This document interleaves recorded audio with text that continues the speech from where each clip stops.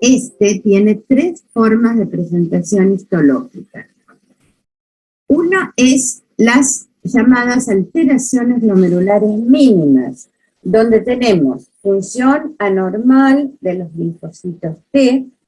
Se da más frecuentemente en el grupo etario de 2 a 6 años y es el más frecuente de presentación dentro de la pediatría, de la edad pediátrica. Como después vamos a ver, son córticos sensibles al tratamiento específico en un 90%, por lo tanto tienen buen pronóstico.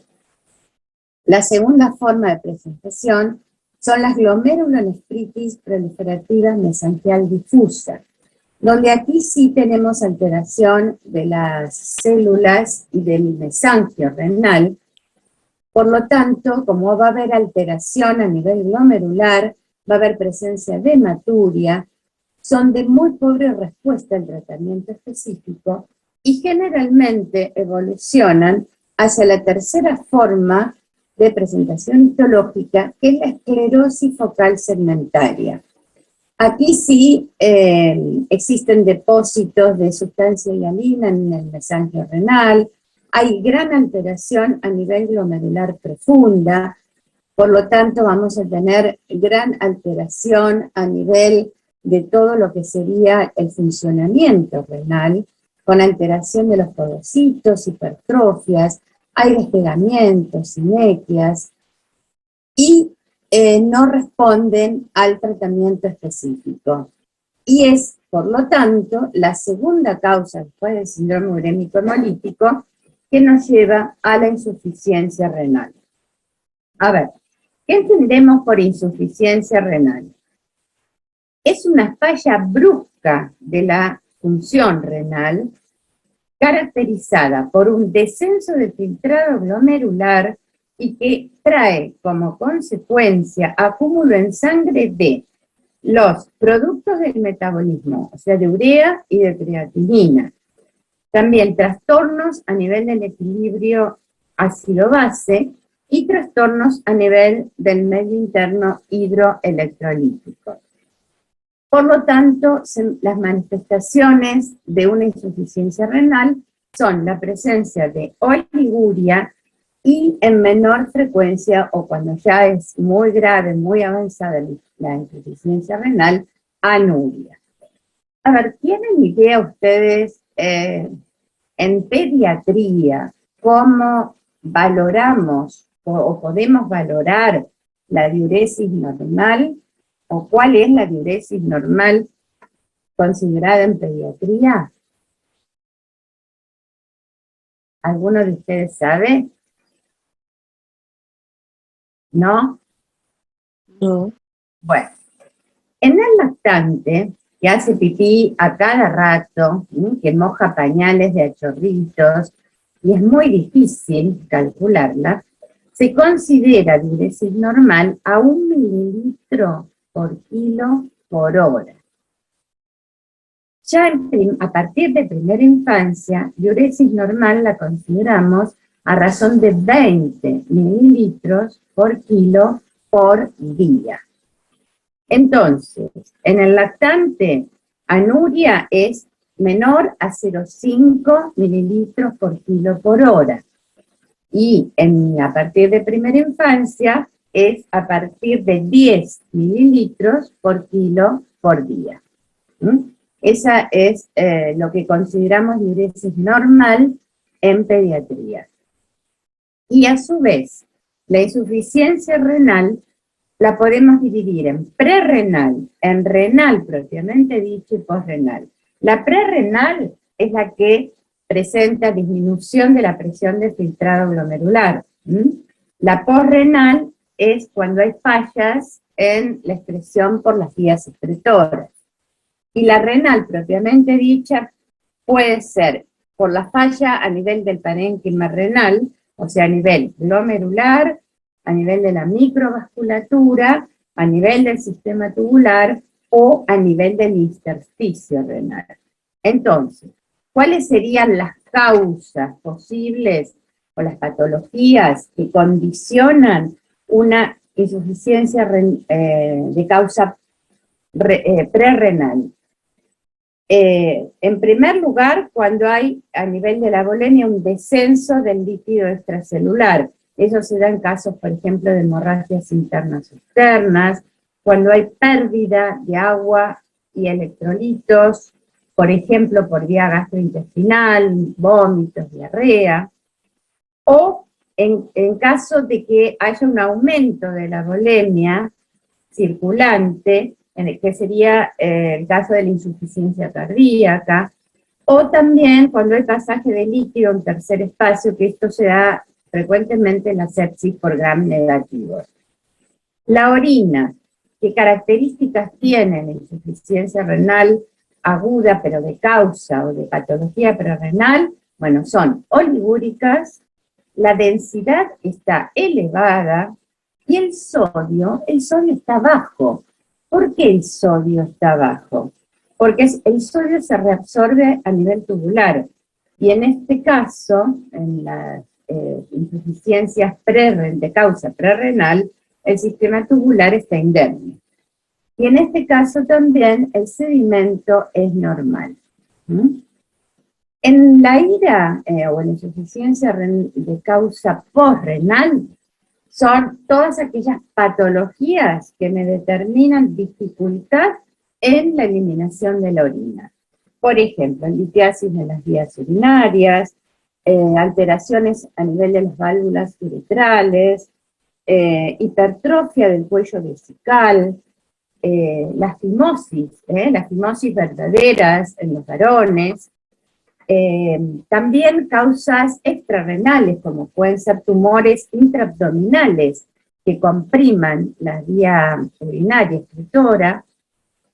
Y en este caso, las características de la orina, la obstrucción a veces es intermitente de acuerdo a la causa.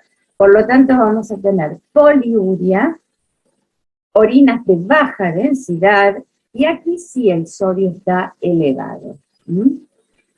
Y en la insuficiencia renal propiamente dicha, que es cuando se afecta a algunos de los componentes del parénquima renal, en el caso de que sea a nivel glomerular, los ejemplos clásicos son las glomerulonefritis, la postestreptocóxica, la difusa aguda, la glomerulonefritis del lupus eritematoso.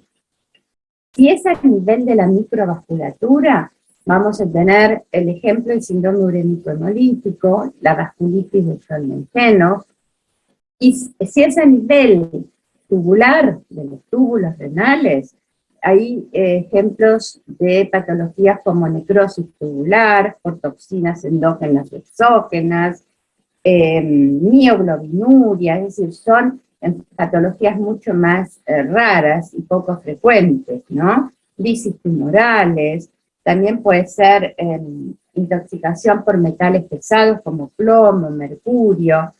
Y si es a nivel del intersticio renal, acá tenemos la actividad de ciertos antibióticos como las cefalosporinas, la rifampicina, las sulfamidas, y fármacos del grupo de las tiazidas, como la fenilbutazona, la difenilinantoína. Bueno, siguiendo entonces con la clasificación, la otra forma de presentación es el síndrome nefrótico secundario. Y como su nombre lo dice, secundario a diversas causas. Puede ser a infecciones, como es el lupus, el HIV, la tuberculosis, la hepatitis, virus como el de varicela, rubiola, sarampión, parotilitis, enfermedades como la malaria o el herpes zóster. También puede ser por tóxicos, intoxicación con mercurio, con oro, con D-penicilamina, procesos alérgicos, generalmente alergia de tipo alimentario o picadura de insectos, como es el caso de la abeja, que produce incluso a veces un shock anafiláctico en muchos pacientes con compromiso renal. También puede ser neoplasias del tipo de linfomas, especialmente el de Hodgkin, o algún tipo de leucemia. Y otras causas, como puede ser la púrpura de Llamejenos, el síndrome urémico hemolítico, que se asocie a un síndrome nefrótico, y la diabetes mellitus. Bueno, y la otra forma de presentación, dijimos que era el congénito. Este generalmente está asociado a infecciones intrauterinas del tipo de la sífilis, toxoplasmosis o citomegalovirus. Y es de característica autosómica y recesiva. Bueno, brevemente vamos a ver cuál es la fisiopatología del síndrome nefrótico. Dijimos que había una gran alteración a nivel de las proteínas. Hay, por un lado, una pérdida urinaria de proteínas que estimula, por otro lado, el aumento de la síntesis proteica. Esto determina un balance negativo que nos lleva a la hipoalbuminemia con la consecuente disminución de la presión oncótica.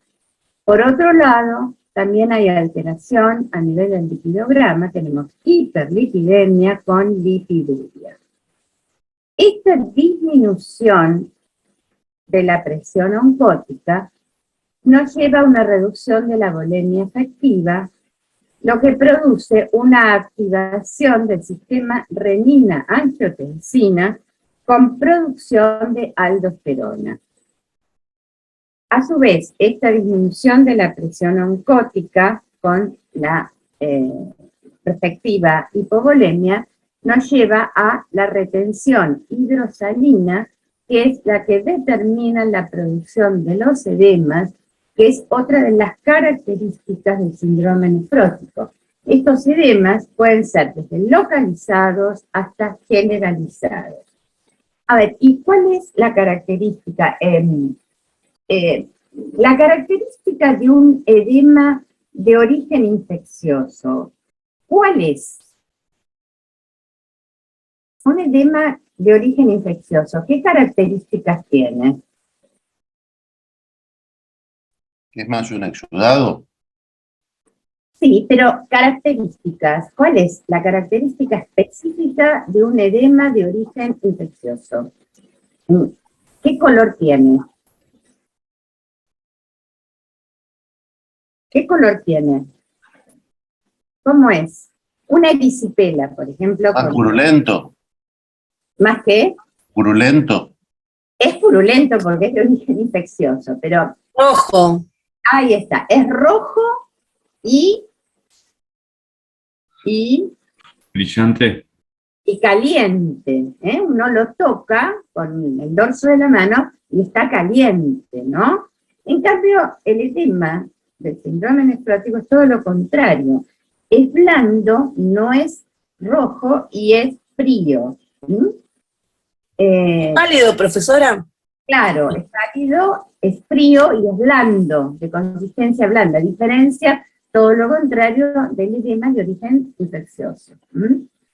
Y como les dije, puede ser desde localizado hasta generalizado, producir una anasarca. Incluso puede haber hasta derrame pleural y pericárdico. Y por otro lado, esta retención hidrosalina inicial, con un aumento de la volemia efectiva, nos puede llevar a la hipertensión. Pero esto no es lo común en el síndrome nefrótico. En general, la tensión arterial es normal o baja. Es decir, esto en general no se da en el síndrome nefrótico, pero sí tenemos como características la hiperlipidemia lipiduria, la hipoalbuminemia y los edemas. Eso es la proteinuria masiva. Son las características que nos llevan al diagnóstico de un síndrome nefrótico, porque hay una alteración a nivel de la permeabilidad que condiciona justamente la pérdida de proteínas de bajo peso molecular. Entonces, frente a un paciente con presunto diagnóstico de síndrome nefrótico. ¿Cuáles serían los criterios de internación? Por un lado, cuando presentan asarca, cuando hay presencia de deshidratación y shock. Esto generalmente ocurre en forma secundaria a la crisis poliúrica, cuando estamos en el periodo de remisión del tratamiento y como una de las indicaciones es administrar diuréticos, estos no se suspenden en forma oportuna. Entonces nos lleva a la deshidratación y por ende al shock. También cuando hay infecciones importantes, como puede ser una peritonitis, una erisipela, que se asocian o al síndrome nefrótico o el tipo secundario infecciones. Cuando hay necesidad de hacer biopsia renal, después vamos a ver en qué casos, o cuando hay riesgo social. ¿Y qué con riesgo social nos queremos referir? En general, un síndrome nefrótico diagnosticado a tiempo, que responde bien al tratamiento específico, a veces no es necesario internarlo. Lo podemos seguir ambulatoriamente, lo que pasa que debe ser monitoreado con mucha frecuencia hasta ver la evolución del cuadro. Cuando hay un riesgo social, ya sea porque no puede concurrir a los monitoreos, porque vive lejos o económicamente no está en condiciones, sí conviene internarlo hasta ver la evolución del cuadro clínico. Bueno, en cuanto a la anamnesis, ¿qué debemos saber frente a un síndrome nefrótico? Por un lado, con respecto a la enfermedad actual, la presencia de oliguria, cómo es la orina, qué características tiene, si es espumosa, si hay oliguria, la presencia de edemas, sí o sí tenemos que buscarlos en cuanto a la localización, el tipo y el grado. Generalmente hay astenia, anorexia, puede o no haber presencia de irritabilidad, cefaleas, fiebre en caso de que sea secundario a un proceso infeccioso, dolor abdominal en caso de citis, también puede haber vómitos, presencia de diarrea, o lesiones en piel, como erisipela, celulitis, que pueden ser las puertas de entrada a un síndrome nefrótico secundario infeccioso. En cuanto a antecedentes personales, si hubo alguna infección reciente, alguna patología infecciosa, alguna, por ejemplo, catarro de vías aéreas superiores, alguna enfermedad exantemática, como ya dijimos, rubiola, papera, sarampión, parotiditis. Si hubo algún proceso alérgico previo, alguna inmunización cercana, o si tuvo alguna enfermedad nefrourológica en semanas previas, porque puede ser haber tenido un síndrome nefrótico en semanas previas que evolucionó y estar en recaída o en una remisión del mismo, o asociarse a otra enfermedad nefrourológica, como después vamos a ver el síndrome urémico hemolítico o la glomerulonefritis difusa aguda. También dijimos que puede estar asociado a un lupus eritematoso o a una púrpura de John-Mengene. O sea, que el síndrome nefrótico puro nos da las características que ya dijimos, pero también, en el caso del secundario, puede estar asociado a muchas otras patologías.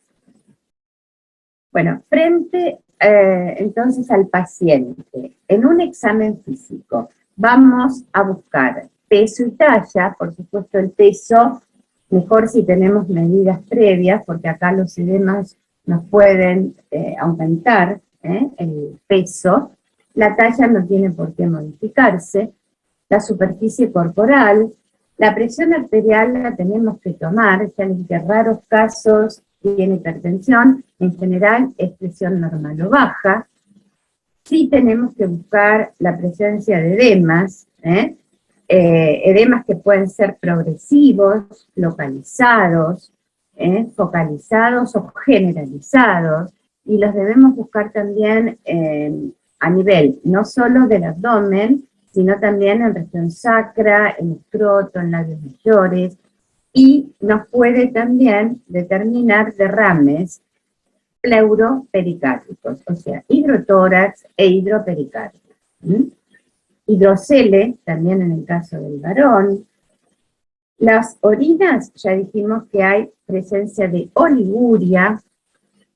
La proteinuria es masiva, a más de 50 miligramos por kilo día, considerándola normal a menos de 5 miligramos por kilo día.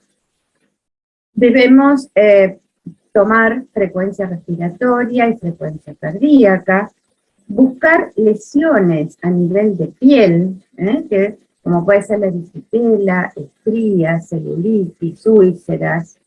Los cabellos normalmente se tornan sin textura, frágiles, opacos. Los cartílagos se tornan blandos, plegables, donde mejor lo podemos observar es a nivel del pabellón auricular. Y no nos olvidemos de la semiología pulmonar para buscar los hidrotórax, hidropericardios, o la presencia de hidrotórax, hidropericardios. Bueno, ¿qué exámenes complementarios vamos a solicitar a este paciente? Por un lado, un hemograma que de inicio nos puede dar totalmente normal. A medida que avanza puede haber un aumento de la viscosidad con formación de trombos. Sí, vamos a tener alterado, como dijimos, el lipidograma, donde vamos a tener aumento de colesterol, tenemos un colesterol elevado, con aumento de triglicéridos y de lipoproteínas de baja densidad. La complementemia está normal, porque el síndrome nefrótico no se trata de un mecanismo antígeno-anticuerpo. Así que no debemos tener alteración a nivel de complemento. Tampoco del ionograma, ni de la función renal, que en general es normal, salvo cuando ya dijimos en el síndrome nefrótico primario, cuando ya hay alteración a nivel glomerular, con alteración del mensaje renal, que sería la tercera forma de presentación histológica que nos lleva a la insuficiencia renal. Bueno, por supuesto que en ese caso sí vamos a tener la función renal alterada. El proteinograma, hay hipoalbuminemia, ¿sí? Y aumento de alfa-2 globulina. Y luego tenemos la orina completa en general es normal, con seguimiento normal, y hay un índice, índice proteinuria, creatininuria, cuyo valor normal es menor a 0,2, significativo cuando es entre 0,2 y 2, y masivo cuando es mayor a 2. Pero lo más significativo, ya dijimos, es la presencia de una proteinuria masiva. ¿Qué más vamos a solicitar? Una radiografía de tórax. A ver, ¿alguien sabe por qué sí o sí tenemos que pedir una radiografía de tórax? Además de evaluar los signos de bulimia, ¿no es cierto? Ya dijimos que puede haber hidrotórax, hidropericardio, pero además de eso, hay un motivo por el cual sí o sí a todo paciente con diagnóstico de síndrome nefrótico debemos pedirle la radiografía de tórax. ¿Puede ser por el distrés? No. Dijimos que había una posibilidad de un síndrome nefrótico secundario a una causa infecciosa que es la tuberculosis. Entonces, como el tratamiento específico es la corticoterapia, sí o sí tenemos que pedir la radiografía de tórax en forma imprescindible y también reacciones o pruebas tuberculínicas, para descartar justamente que el síndrome nefrótico no sea por una causa o por una prima infección tuberculosa. Así que esto no hay que olvidarse. También vamos a pedir una ecografía abdominal. El complemento dijimos que es normal. Y vamos a solicitar un ecocardiograma para evaluación de la función cardíaca y del hidropericardio. Entonces, el tratamiento lo vamos a clasificar en medidas generales y tratamiento específico. Con respecto a los síndromes nefróticos secundarios a causas infecciosas, lo que vamos a tratar en primer lugar es la infección, justamente que es la que está determinando el cuadro. Y que en general no comenzamos con el tratamiento específico.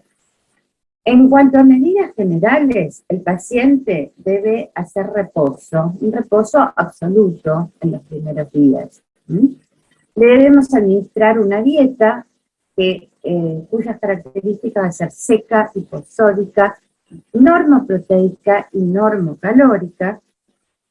Debemos hacer evaluación de tensión arterial, de frecuencia cardíaca, frecuencia respiratoria, todo lo que es básico, balance hidroelectrolítico. Y en caso de que el paciente evolucione desfavorablemente y presente una ascitis grave, ahí sí debemos hacer restricción de líquidos y solamente cubrir las pérdidas insensibles. Además, vamos a administrar furosemida, los diuréticos, a razón de 1 a 5 miligramos por kilo día, ya sea por vía oral o vía endovenosa, de acuerdo a las características y las posibilidades del paciente. En el caso, ¿se acuerdan cuando mencionamos la fisiopatología, que había activación del sistema renina-angiotensina y producción de aldosterona? O sea, cuando hay hiperaldosteronismo secundario, debemos a los diuréticos agregar espirolactona a 1 miligramo kilo día por vía oral cada 12 horas. Y en el caso de que el paciente se halle hipovolémico y el edema o los edemas sean importantes, del tipo ya de anasarca, debemos agregar albúmina humana acompañada siempre previamente de la administración de diuréticos, pre y post transfusión. La albúmina se da a 2 miligramos por kilo dosis. Y en caso de que no haya posibilidades de conseguir albúmina, porque a veces no es fácil, podemos administrar plasma a razón de 10 a 20 mililitros por kilo. ¿Entendimos hasta acá? ¿Sí? Sí, profe. Ahora vamos a pasar al tratamiento específico, que es la corticoterapia. Los edemas generalmente responden muy bien a la terapéutica con corticoides y desaparece la proteinuria y aumenta la albúmina. Generalmente hay buena respuesta al tratamiento, que es con metilprednisona a razón de 2 miligramos por kilo día. ¿Y de qué manera lo administramos? El tratamiento en sí dura 8 semanas. Las 4 primeras semanas de administración en días continuos y las 4 semanas restantes el tratamiento es el discontinuo, o sea, en días alternos. Entonces, las posibles respuestas a la corticoterapia son: por un lado, tenemos la remisión completa, que es cuando el paciente presenta reducción de la proteinuria a límites fisiológicos, o sea, menos de 5 miligramos por kilo día, con desaparición de los edemas y mejoría de la hipolipinemia en el lapso de las 8 semanas de tratamiento. Remisión parcial es cuando hay reducción de la proteinuria en las 8 semanas de tratamiento, pero sin llegar a los límites fisiológicos de 5 miligramos por kilo día o menos. Recaída consideramos cuando hay reaparición de la proteinuria patológica durante los 7 días o más de iniciado el tratamiento, o cuando reaparecen los edemas después de haber alcanzado la remisión completa en las 8 semanas.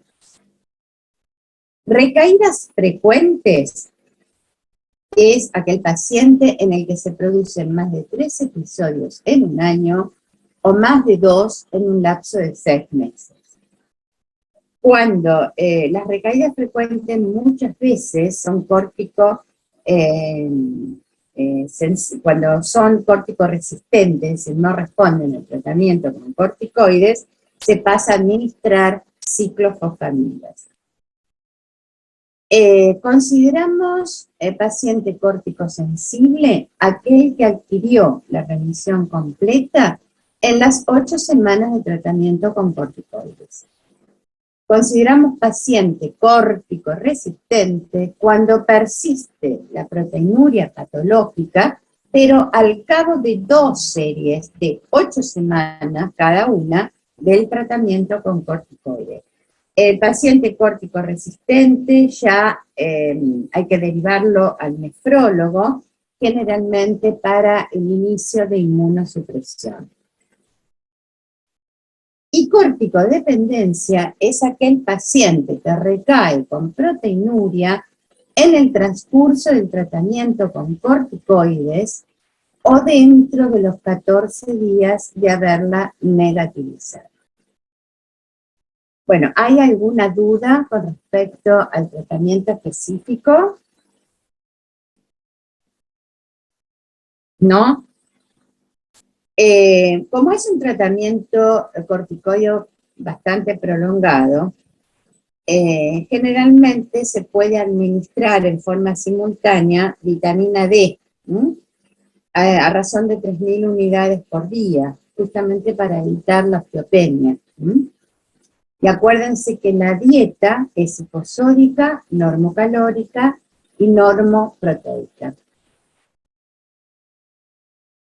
Bueno, dijimos que una de las indicaciones de internación era cuando hay necesidad de hacer biopsia renal. ¿En qué casos? Bueno, cuando el paciente presenta corticoresistencia, cuando el paciente es córtico-sensible pero con recaídas frecuentes, cuando la edad de comienzo es menor a 1 año, porque cuanto más pequeña es la edad en que el niño presenta el síndrome nefrótico, tiene mayor posibilidad de presentar formas graves congénitas.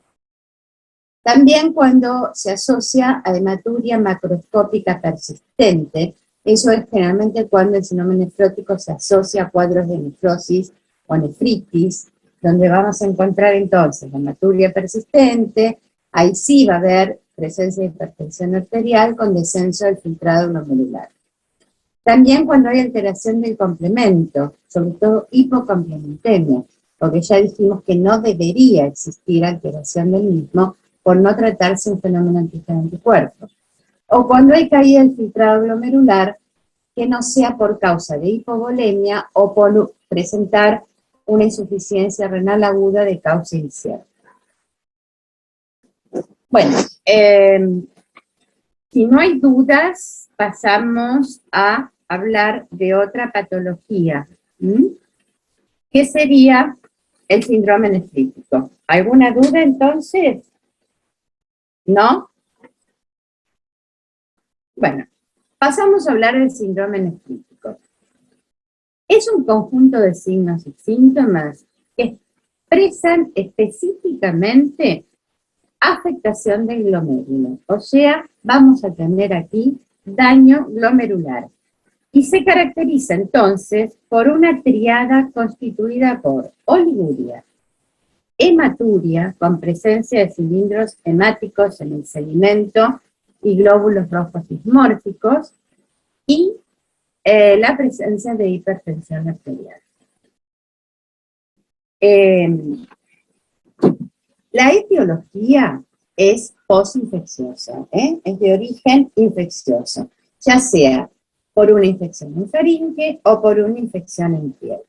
A ver, ¿cuál es la infección en faringe o la etiología de la infección en faringe que nos determina como complicación una glomerulonefritis o un síndrome nefrítico?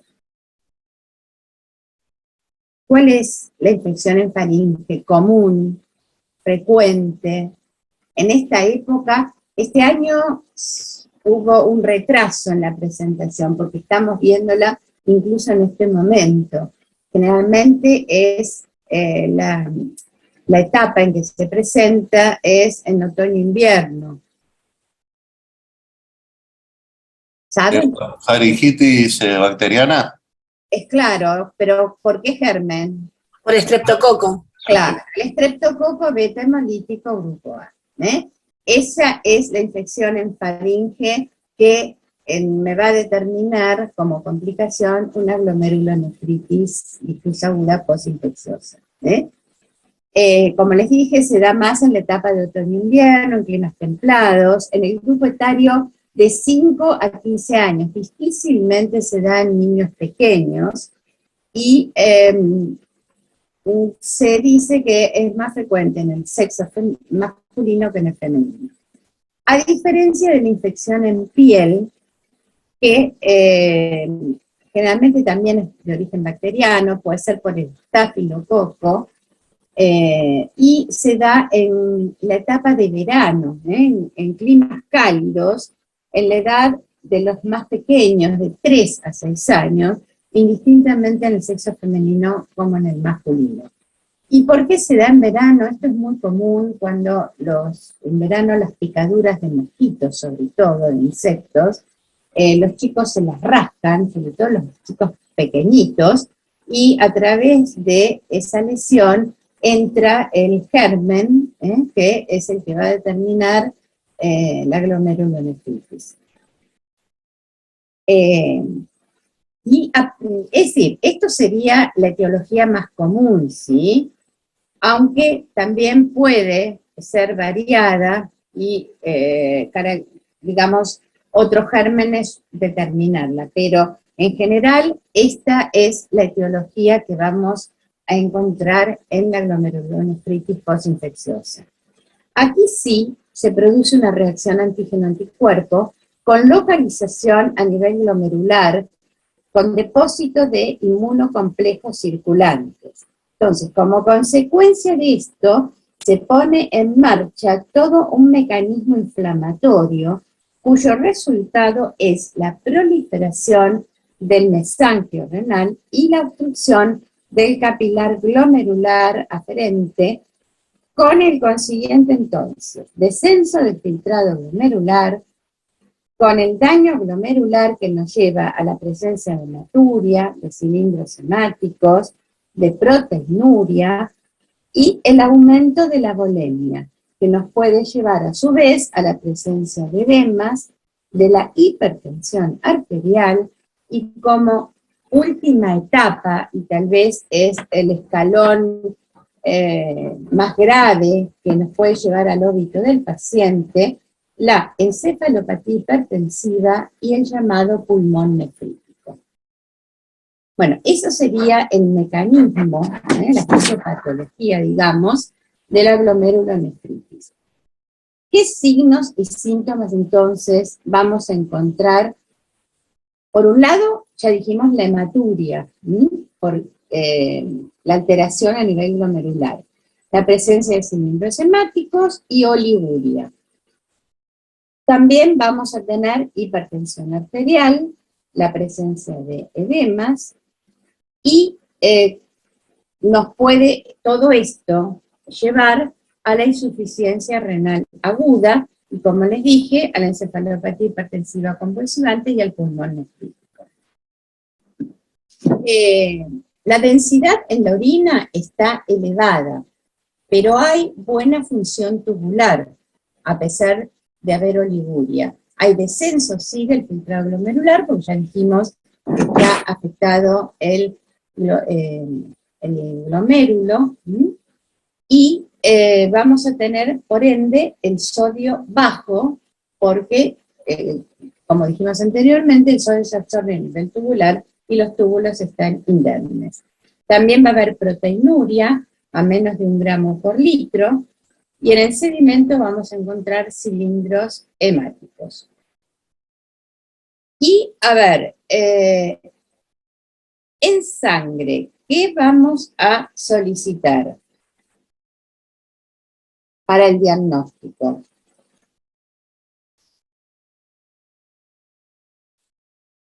¿Qué vamos a solicitar en sangre para hacer el diagnóstico? Urea, creatinina. No, urea y creatinina es, sí, para ver la función renal. Pero para hacer el diagnóstico, cuando ustedes tienen una faringitis estreptotóxica, ¿qué se pide? Anticuerpos, ¿no? Claro, el ácido, ¿eh? El ácido. Anticuerpos antienzimas, ¿eh? Que es el que me va a determinar específicamente la presencia del estreptococo, y si hacemos en lo posible también un exudado de fauces, si lo podemos identificar. ¿Cuál es el valor normal del ácido? ¿Que cómo va a estar en este caso?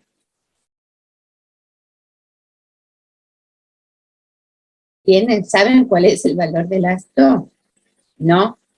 Bueno, el ácido va a estar elevado, ¿no es cierto? Los anticuerpos antiestrepto van a estar elevados a más de 250 unidades TOF. En el exudado de fauces puede ser que se encuentre o no la presencia de streptococos. El complemento, la complementemia acá dijimos que también está alterada, ¿sí? Y vamos a pedir orina por nefrología, es decir, urea y creatinina, que también van a estar alteradas. El complemento en general, hay hipocomplementemia en las 4 primeras semanas de evolución de este cuadro. Luego puede ya normalizarse. Bueno, ¿en qué consiste el tratamiento? Ay, perdón. ¿En qué consiste el tratamiento? El tratamiento de sostén, por un lado, tenemos administración de diuréticos, sobre todo si hay presencia de edemas importantes, lo mismo con furosemida, y debemos hacer restricción hídrica, ¿sí?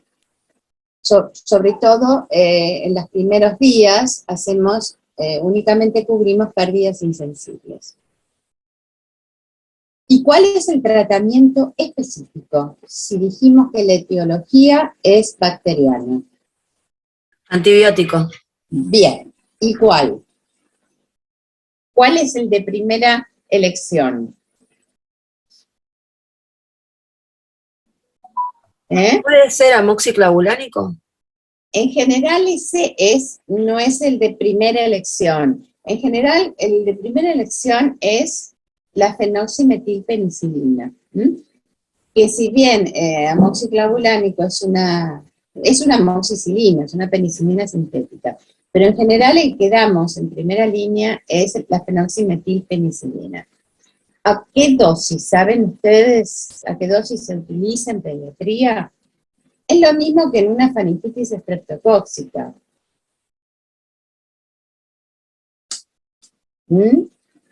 ¿No saben la dosis?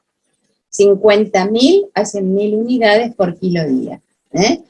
Bueno, en el caso del amoxiclavulánico, sabemos que se da alrededor de 50 a 70 miligramos kilo día.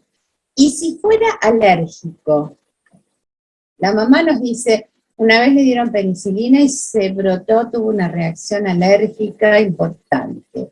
¿Qué antibióticos, de qué grupo de antibióticos podemos administrar?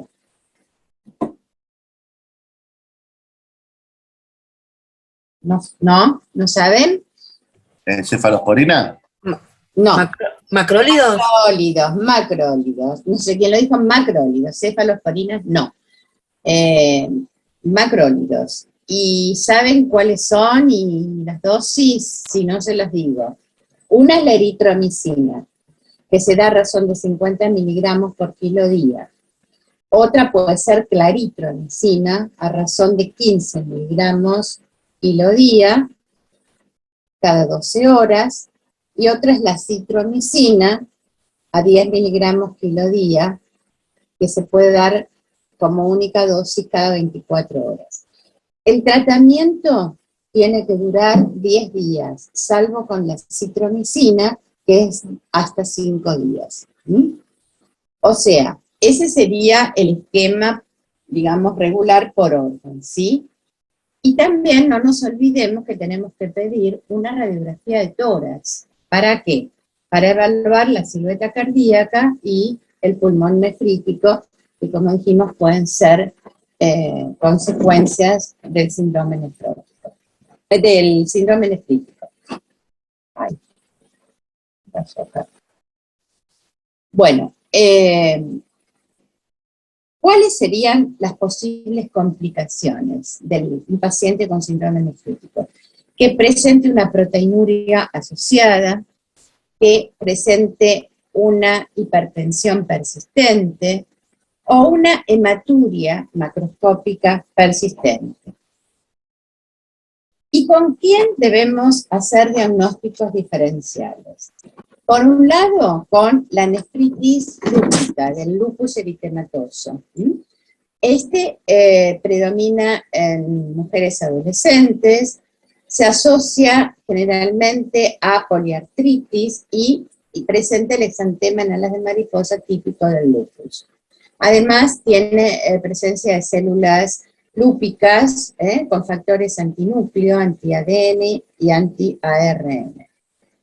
Generalmente se da en el grupo etario de 3 a 8 años. Y en este caso la coagulación y la complementemia son normales.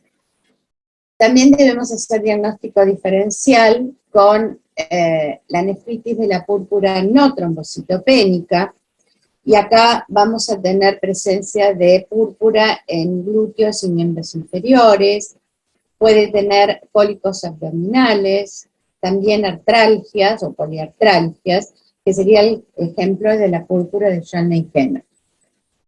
Y hay dos síndromes en pediatría, que es el de Berger y el de Alport. Son síndromes hereditarios, o nefritis hereditarias, que cursan con insuficiencia renal progresiva. Se da más en el sexo masculino alrededor del grupo etario de 6 años. Son poco frecuentes, pero debemos tenerlos en cuenta. Y se asocian a sorderas neurosensoriales para altas frecuencias y anomalías oculares. Estas solamente se dan en un 10% de los pacientes que presentan estos síndromes. Y se caracterizan por ser cataratas, miopías, pueden ser lenticonos, queratoconos o nistagmus. Bueno, ¿alguna duda con nefrítico?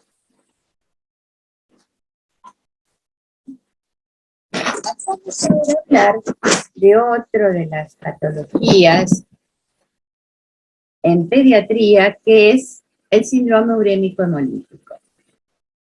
Este tiene como característica ser producido por toxinas liberadas por distintos agentes etiológicos, como pueden ser virus, ecovirus, Coxsackie, el virus del Epstein-Barr, el rotavirus, también el virus de la influenza, o otras bacterias, como pueden ser la Shigella dysenteriae, las salmonelas, el Campylobacter, las pseudomonas. Pero, la más frecuente que determina este síndrome es la Escherichia coli, la cepa PO157. Y es la causa más frecuente que nos lleva, es la primera causa, diría yo, en pediatría, que nos lleva a la insuficiencia renal aguda. La segunda causa, recuerdan que es el síndrome nefrótico, dentro del síndrome nefrótico primario, la tercera forma de presentación etiológica. Bueno, el síndrome urémico hemolítico es la primera causa en pediatría que lleva a la insuficiencia renal aguda. Y es un cuadro clínico caracterizado por una anemia hemolítica microangiopática con presencia de trombocitopenia y alteraciones neurológicas en el estadio ya terminal. La característica también importante es que es sistémica. No afecta solamente a la microvasculatura renal, sino a la microvasculatura de todo el organismo. Y se caracteriza porque las toxinas liberadas por los distintos agentes etiológicos pasan a la circulación y actúan entonces en los distintos vasos sanguíneos o capilares sanguíneos del organismo, produciendo la microangiopatía trombótica con anemia, donde hay aumento de la adherencia y agregación plaquetaria, que a su vez determina un cuadro de coagulación intravascular diseminada. A su vez, en el endotelio vascular se producen depósitos de fibrina donde son atrapados justamente los glóbulos rojos y son destruidos. Por eso se produce la hemólisis, que es la otra característica de este síndrome. Todo esto, todo este mecanismo conlleva a la presencia entonces de anemia hemolítica, presencia de trombocitopenia, la presencia de una insuficiencia renal aguda, con hipertensión y depresión del sensorio. La incidencia se da más en lactantes menores de 2 años, o sea, en niños pequeños. Y como dato importante en el interrogatorio, frente a un paciente donde presenta este síndrome, debemos investigar si hubo en semanas previas alguna enfermedad viral, por ejemplo, un catarro de vías aéreas superiores, o algún cuadro diarreico con presencia de heces con moco y sangre. Estos, como antecedentes, pueden ser muy valiosos para el diagnóstico de este síndrome. Les cuento, yo tuve en diciembre una chiquita que, de 8 meses, que en el fin de semana concurrió a la guardia de un hospital pediátrico porque tenía fiebre y mosquitos transparentes. Le diagnosticaron un catarro de vías aéreas superiores de origen viral, le dieron paracetamol para dejar la fiebre y la mandaron a su casa. La mamá en los siguientes días vio que la nena no estaba bien, no comía bien, lloraba mucho, entonces me llama y la trae al consultorio. Bueno, lo primero que veo es una palidez muy importante. Al interrogatorio me cuenta lo que había sucedido en el fin de semana. Bueno, esta chiquita estaba haciendo un síndrome ureometomolítico. Por suerte evolucionó muy bien, la seguimos durante varios meses y no tuvo ninguna complicación, ¿sí? Pero fíjense cómo a veces es importante hacer un buen interrogatorio que nos puede llevar a un diagnóstico certero. Bueno, en un laboratorio de guardia frente a un paciente que presumimos este síndrome, vamos a pedir un hematocrito donde vamos a encontrar, y un frotis, donde vamos a encontrar glóbulos rojos frenados y histocitos. También vamos a tener trombocitopenia, alteración de la función renal, o sea, alteración de urea y creatinina, y el estado ácido-base y el ionograma también vamos a pedirlo en sangre y en orina, y vamos a pedir un coprocultivo por si podemos identificar la presencia de la Escherichia coli, la P.O.189. El tratamiento. El tratamiento va a ser un tratamiento de base que corresponde tomar en cuenta las pérdidas insensibles y todo lo que el paciente pierde a través de la sudoración, a través de los líquidos orgánicos, más la mitad de la diuresis. Y en el caso de que haya una anemia muy importante, donde la hemoglobina esté en 8 por debajo de 8, sí debemos hacer transfusión de glóbulos rojos desplasmatizados en forma lenta a razón de 10 mililitros por kilo, en forma lenta y gradual. Y la diálisis. Ven que la diálisis está con un signo de interrogación. porque va a depender si el paciente, si hay urgencia por el empeoramiento del paciente que nos lleve a la encefalopatía hipertensiva convulsivante, que generalmente es la que determina la muerte del paciente, o si es una diálisis de mantenimiento. ¿En qué casos vamos a hacer lo que llamamos diálisis de urgencia? Bueno, cuando hay una sobrehidratación con presencia de hiponatremia y sintomatología neurológica, cuando hay una acidosis metabólica severa con presencia de hipernatremia, cuando hay insuficiencia cardíaca hipervolémica. En cambio, la diálisis de mantenimiento la vamos a realizar en aquellos pacientes que tengan insuficiencia renal que cursa con una urea sanguínea por encima de 600 miligramos por litro por día, o cuando el bicarbonato en sangre desciende por debajo de 2.000 equivalentes por litro por día, o cuando el potasio sanguíneo asciende 1.000 equivalente por litro por día. En ese caso vamos a realizar únicamente diálisis de mantenimiento. ¿Entendimos hasta acá o hay que repetir? No, sí, entendí, profe. Bueno, vale. Entonces, la evolución de este síndrome. En agudo, ya dijimos que la muerte sobreviene por la encefalopatía hipertensiva convulsiva, es decir, el daño neurológico. Y a largo plazo, la morbilidad está dada por el grado de afección renal. Es decir, por eso la diálisis de mantenimiento es importante y muchas veces llegan al trasplante renal, que sería ya, digamos, el último fin de dentro de lo que sería una evolución a largo plazo.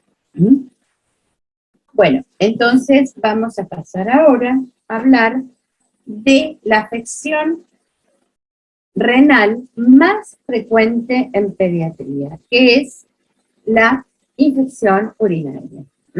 Esta es, son las más frecuentes, sobre todo en lactantes y primera infancia. ¿Y qué es una infección urinaria? ¿Qué se entiende por infección urinaria?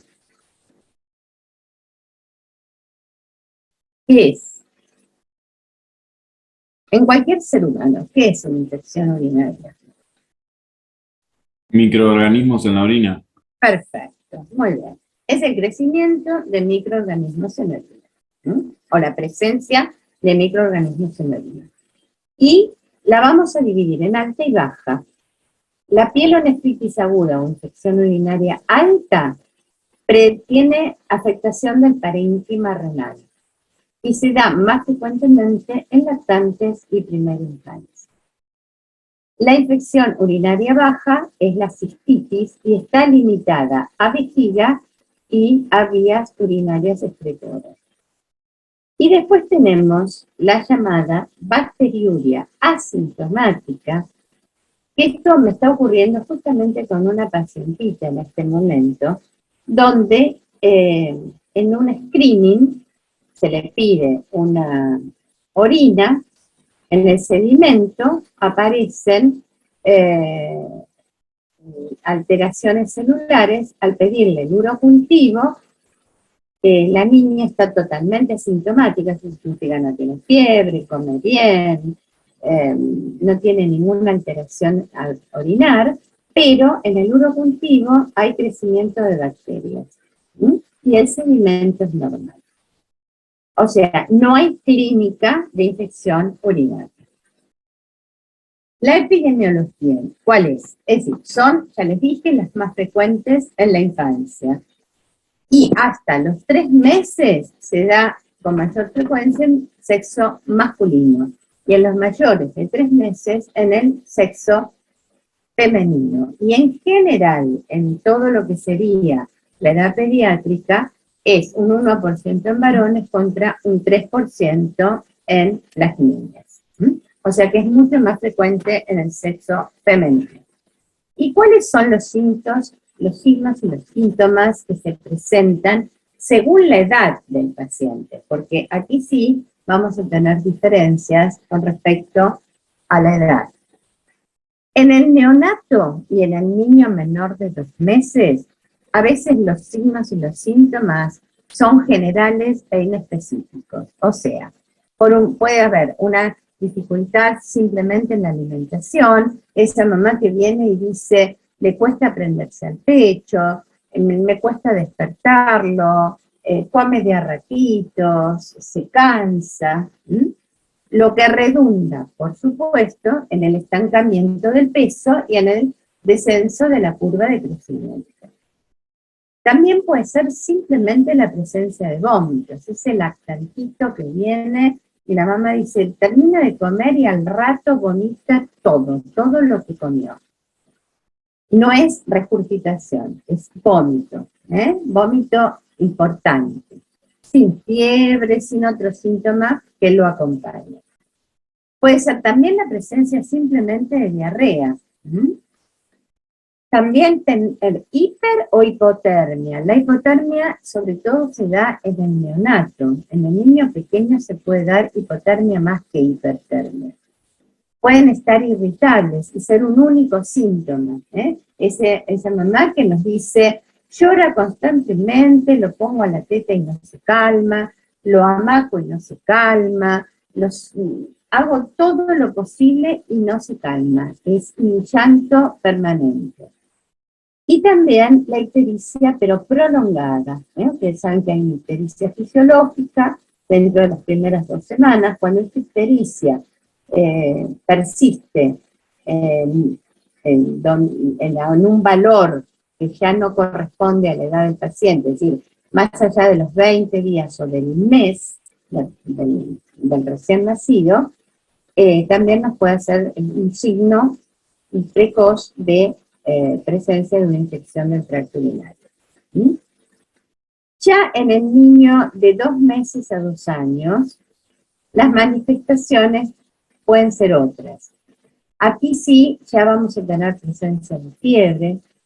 También puede haber mal progreso pondoestatural, con descenso de la curva de crecimiento.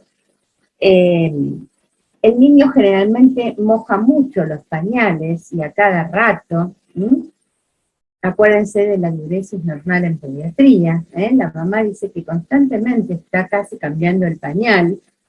No hay, digamos, periodos donde tenga pañal seco. Digamos, puede haber o no dolor abdominal y puño percusión positiva. Y ya en el niño mayor de 2 años, los síntomas se hacen a veces más claros y más específicos. Y hay presencia, por ejemplo, de disuria. Todo va a depender, por supuesto, de la localización, si es alta o baja, ¿no es cierto?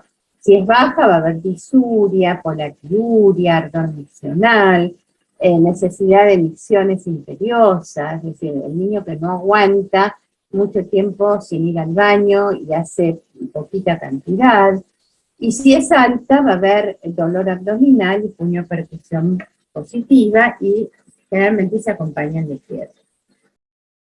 En el caso de la infección alta, además, el lactante va a tener poliuria, orina de baja densidad, o sea, menor a 1010, y proteinuria. Bueno, entonces, resumiendo, según la localización, en el caso de ser alta, hay dolor en flancos, fiebre alta, dolor abdominal, poliuria y vómitos. Y si es baja, va a haber febrícula o ausencia de fiebre y signos típicos como disuria, urgencia, incontinencia miccional, enuresis en aquellos niños que, por ejemplo, ya controlaban esfínteres y vuelven nuevamente a tener micciones nocturnas y polaquiuria.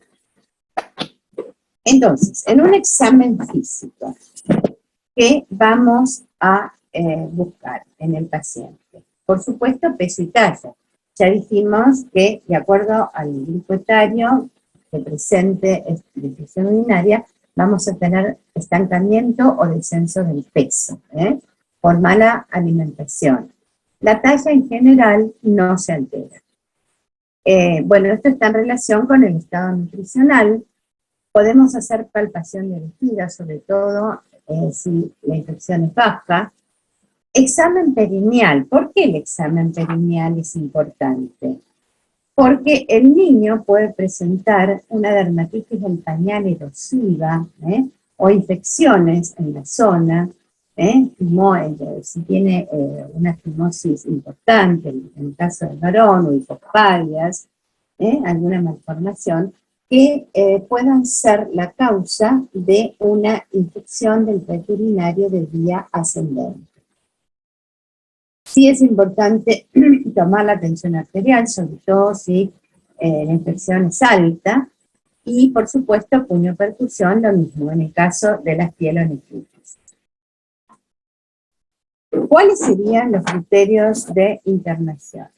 Bueno, en los niños, ¿ustedes ya hicieron el taller de niño febril? ¿No? Chicos, ¿hicieron el taller del niño febril? ¿No? Sí. ¿Me escuchan? Lactante febril. Lactante febril, sí. ¿Lo hicieron? Sí, ya lo subimos. Ya lo hicieron. Bueno. Esto está muy en parte relacionado, ¿sí? Porque ustedes saben que hoy en día, dentro de lo que son las causas que determinan el síndrome febril sin foco, anteriormente, en primer lugar, estaban las afecciones respiratorias, y con el advenimiento, la incorporación al calendario de la vacuna, sobre todo anti-neumococcus y la anti-Haemophilus, estas han disminuido muchísimo, y entonces se invirtió, pasó a primer lugar las infecciones del tracto urinario como causas de síndrome febril sin foco, sobre todo en los niños menores de 3 meses. También es importante, digamos, dentro de lo que sería el examen físico, preguntarle a la mamá, si el lactante tiene posibilidades cuando lo cambia, es cómo orina, cómo es el chorro miccional, cómo moja el pañal.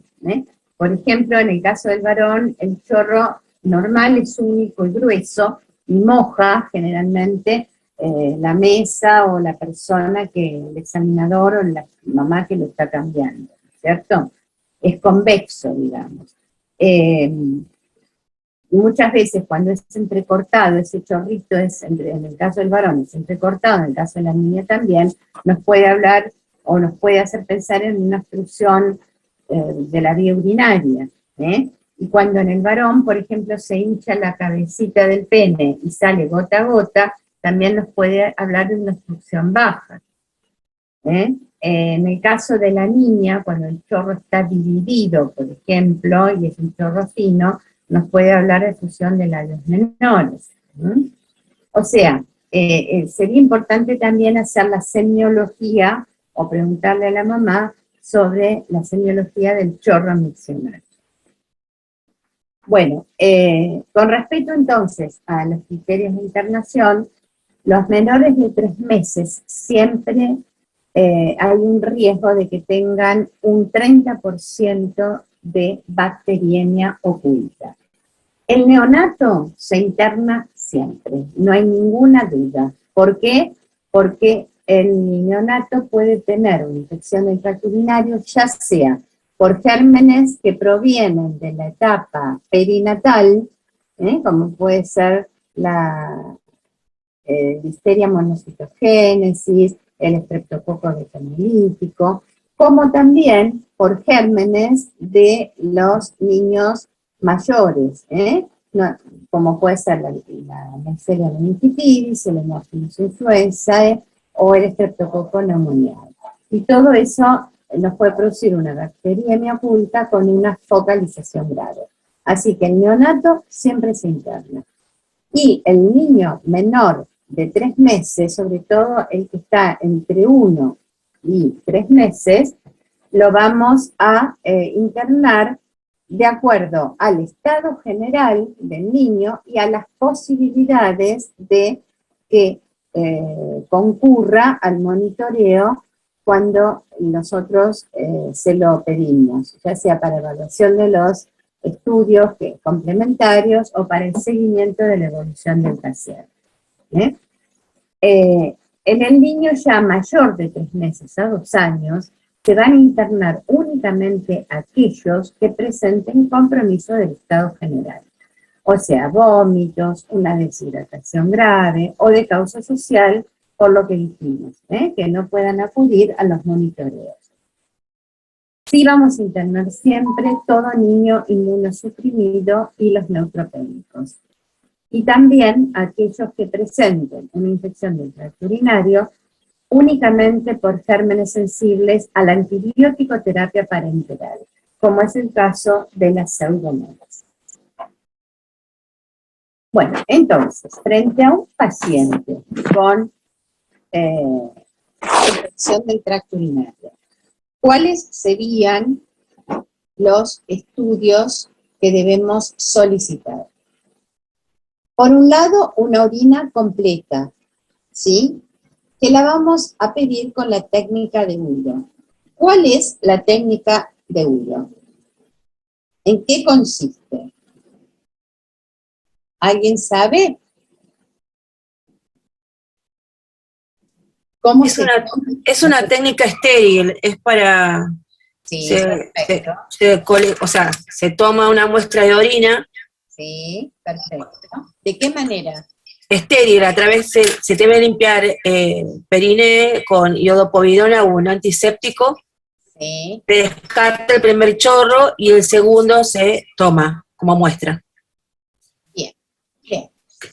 ¿Le explicaste bien? Es decir, hay que hacer una muy buena higiene de toda la zona genital y toda la zona perineal. Por ahí, si en el momento, en el lugar donde están, no tienen ninguna sustancia bactericida, simplemente con agua y jabón. Una buena higiene con agua y jabón. Luego, al niño hay que dejarlo con el pañal abierto.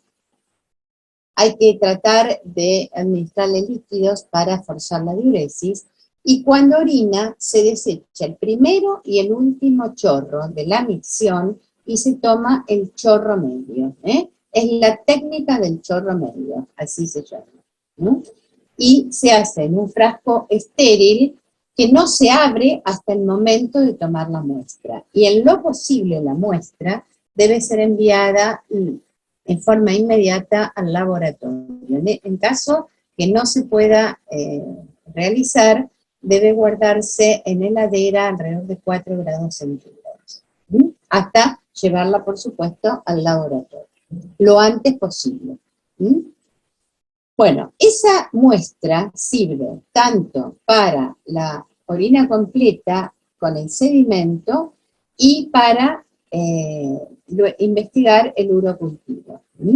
Sabemos que el sedimento se obtiene en pocas horas el resultado, no así el urocultivo que tarda de 48 a 72 horas.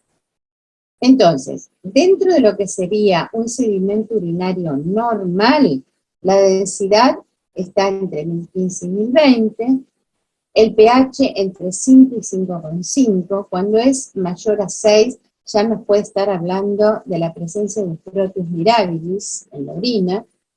Los leucocitos normales son hasta 10 por campo, los glóbulos rojos son normales hasta 5 por campo, y la sola presencia de proteinuria y piluria ya nos habla de infección urinaria. En cuanto al urocultivo, los resultados posibles serían igual o mayor a 10 a la quinta unidades formadoras de colonia de único germen al acecho, ya es patológico. Al igual que cuando es igual o mayor a 10 a la cuarta unidades formadoras de colonia de único germen, cuando el paciente presenta una uropatía conocida. Cuando es igual o mayor a 10 a la cuarta unidades formadoras de colonia de único germen, cuando la orina se toma por cateterismo. Pero esto después vamos a ver, porque la técnica ya dijimos que es la de Uro. No, está en los 24. Si no, que llame más tarde. Sí, si no, que llame más tarde. Y cuando es menor a 10 a la cuarta, es decir, cuando el número de colonias no importa ya el valor, simplemente la presencia de un germen en la orina ya es patológico cuando la muestra se toma por punción supracúbica. Ahora después vamos a ver en qué casos. Es decir, esos serían los posibles resultados del urocultivo. Entonces, ¿qué otros estudios complementarios vamos a solicitar? Además de la orina y del urocultivo. Por un lado, el hemograma, ¿sí? El hemograma para evaluación de ¿qué? Específicamente.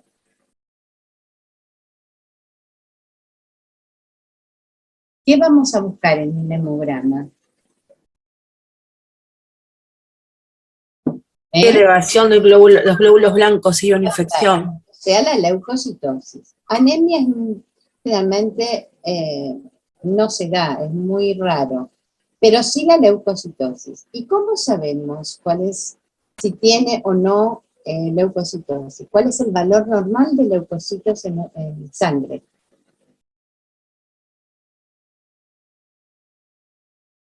¿Cuál es el valor normal de leucocitos en sangre?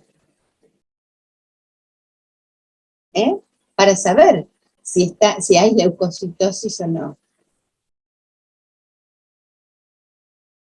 Chicos. 4.000 a 10.000. Exacto, 4.000 a 10.000, muy bien. Leucocitosis por arriba de 10.000.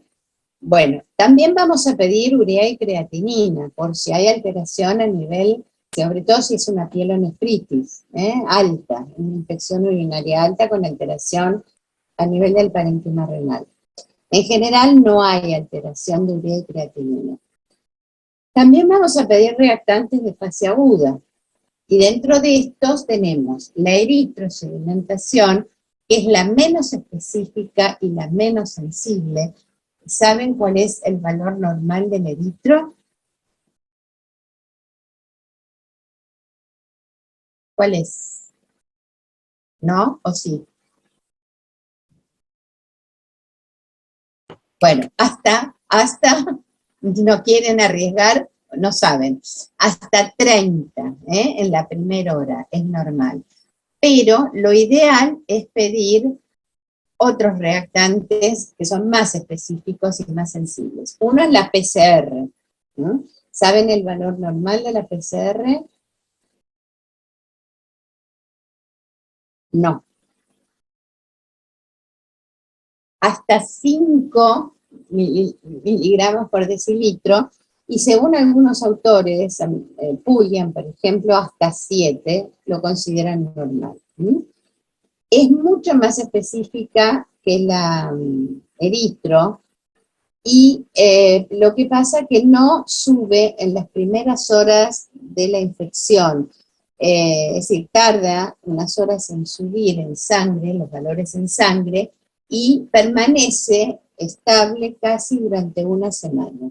Y tampoco es específica para determinar el tipo y el grado de infección. Hay otras reactantes de fase aguda, como es la procalcitonina sérica, que por suerte ya se está utilizando en nuestro país en muchos centros, tanto privados como nacionales, estatales. Es muchísimo más específica y sensible, y es fácil de obtener. Con unas gotitas de plasma, en 20 minutos, media hora, ya se obtiene el resultado, porque sube rápidamente, ya en las primeras horas de la infección, y permanece estable en mucho menos tiempo que la PCR, como mucho 2 a 3 días, permanece, digamos, alta en sangre, baja rápidamente. Y además es muy específica, porque de acuerdo al valor se puede determinar si la infección es viral. Por ejemplo, es indosable si no hay infección, sube muy poquito frente a una infección viral, sube un poco más en las infecciones focalizadas, como puede ser la neumonía, la meningitis, la infección urinaria, y sube muchísimo, hasta 20, en el caso del shock séptico y de la sepsis. O sea, es mucho más específica, mucho más sensible, y se obtiene rápidamente con un método muy sencillo. Bueno, eso con respecto a reactante de fase aguda. Además, vamos a pedir también 2 muestras de hemocultivo, sobre todo, como ya dijimos, en el neonato y en el niño menor de 3 meses con riesgo de bacteriemia oculta y focalización grave. Radiografía de tórax, ¿vamos a pedir o no? ¿Qué les parece?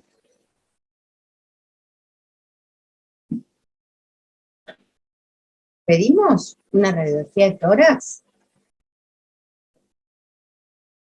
Sí, siempre se pide una radiografía. Sí, profe. ¿Sí? ¿Ustedes dicen que sí?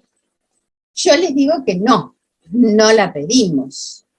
¿Por qué no la pedimos? Porque estamos hablando de infección del tracto urinario y el paciente no tiene signos de, digamos, infección respiratoria. Si el paciente, digamos, no tiene tos, no tiene aleteo, no tiene disnea, no tiene aleteo nasal, ¿no? Disnea, retracciones costales, estridores, sibilancias a la auscultación. Es decir, si no hay signos respiratorios que a mí me induzcan a pensar en una infección a ese nivel, no tengo por qué pedirla, porque lo voy a irradiar inútilmente. Yo acá lo que estoy buscando es el foco oculto, que es la infección urinaria. ¿Sí? Por eso no la pido. ¿De acuerdo? Y la punción lumbar, ¿la hago siempre o qué hago? ¿La hago en todos los pacientes?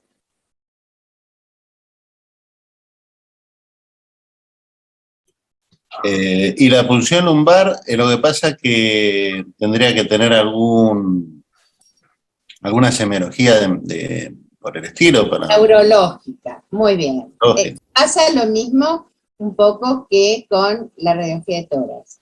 Al único que se la voy a hacer, sí o sí, es al neonato. Al neonato se la voy a hacer siempre. Ya les dije, el neonato siempre lo internamos y siempre le hacemos todo, porque es el de riesgo, el de mayor riesgo, y el que me da síntomas inespecíficos muchas veces. Ya en los niños, a partir de los 2 meses, me voy a guiar según síntomas para la radiografía de tórax y para la punción lumbar. Si hay, digamos, sintomatología neurológica, como dijiste, o el niño a lo largo del tiempo, la evolución va siendo desfavorable y tengo necesidad imperiosa de comenzar el tratamiento antibiótico antes de recibir los primeros resultados del sedimento urinario y el hemograma y demás, entonces a esos chicos sí se la voy a hacer, porque una vez que los medico ya cambia totalmente los resultados. Entonces, la punción lumbar la voy a hacer realmente según síntomas y según la evolución del paciente. ¿De acuerdo? No la voy a hacer así de rutina. Bueno, entonces, ¿qué debemos tener en cuenta? ¿Por qué les dije que la técnica para tomar la muestra es la técnica de uro chorro medio y no las otras? Porque la punción suprapúbica la vamos a hacer únicamente, la toma de la muestra por punción suprapúbica, únicamente en neonatos en los que tengamos urgencia para colocar antibióticos, y como ya dijimos, no es fácil y a veces hacen chorritos muy, muy pequeñitos a cada rato, y eso de tomar el chorro medio es complicado. Entonces, en este caso no nos queda otra de que hacer la punción suprapúbica, por la urgencia, ¿no es cierto? Más que nada porque es de riesgo. Y el cateterismo digital solo lo vamos a hacer en pacientes que presenten alguna alteración nefrológica, como puede ser una vejiga neurogénica, o también en el recién nacido, que tengamos necesidad de tomar la muestra con urgencia. por qué no lo hacemos en el resto de los casos? Porque podemos justamente colonizar la vía urinaria alta que aún está indemne, o sea, a través de un catéter hacer una infección urinaria de vía ascendente. Bueno, pasamos entonces al tratamiento.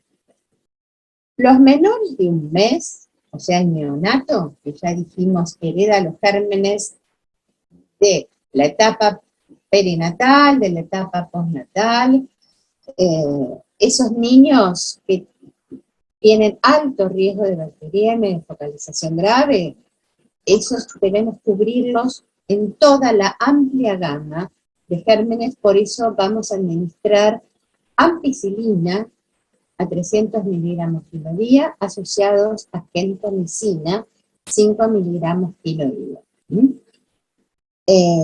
Ya en el niño a partir del mes, entre el mes y los 2 meses, el tratamiento va a depender también, y la internación, de si el niño está grave, si la evolución es desfavorable, o si vive lejos y no puede acudir a los monitoreos hasta tener los resultados que solicitamos de los estudios complementarios.